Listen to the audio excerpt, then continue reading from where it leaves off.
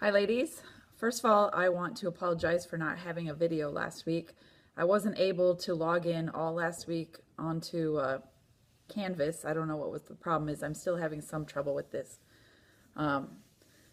Also, I want to remind you that what you have left is one more discussion and one more reading task.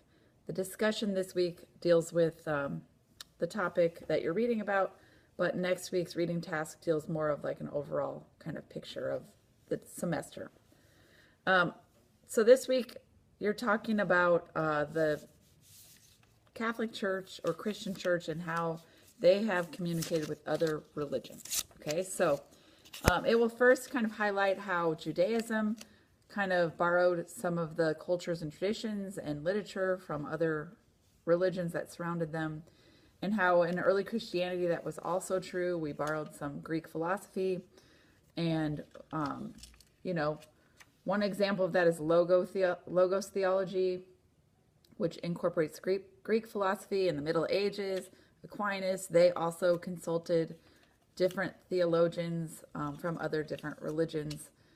So it really wasn't until the 18th century that Rome really discouraged this, and I think that was kind of the result of the Protestant Reformation, and where we were feeling somewhat defensive, and the question really came into play about people's salvation.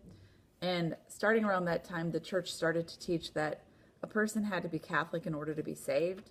This isn't what we would say still today, but that was happening at that time.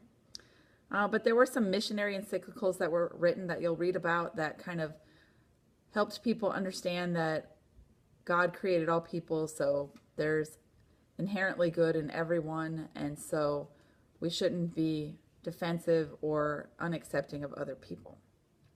So it brought around some more cultural sensitivity.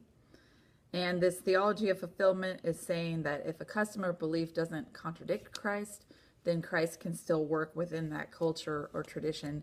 And so again, it kind of opened the door for more missionary work and trying to help share the faith with other people without totally, destroying their faith or acting as though everything they said was wrong. A really big thing that I want to stress is with Vatican II.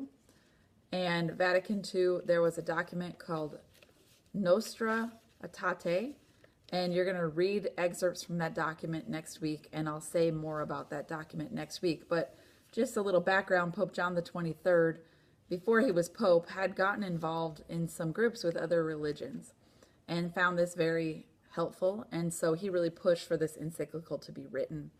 And it really does encourage a relationship with other world religions, which we will today call the ecumenical movement or ecumenism, okay? And so again, we'll talk more about that next week. John Paul II also did an amazing job of meeting with world leaders from across the globe. He traveled all over, and this really opened the door for some dialogue and reconciliation. And there's been, as you'll read about, lots of different developments within the different Protestant churches and the Catholic Church kind of coming to terms to agreement on some things.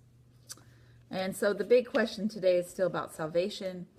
And of course, Nostra Aetate addresses this as well. And so I will say more about this next week. I do want to tell you that I do have the final exam open and available for you to take. So feel free to work ahead. I'll try to grade ahead as much as I can as well. So everyone have a great week. I know it's coming down to crunch time, so good luck with all of that. I'll be praying for you.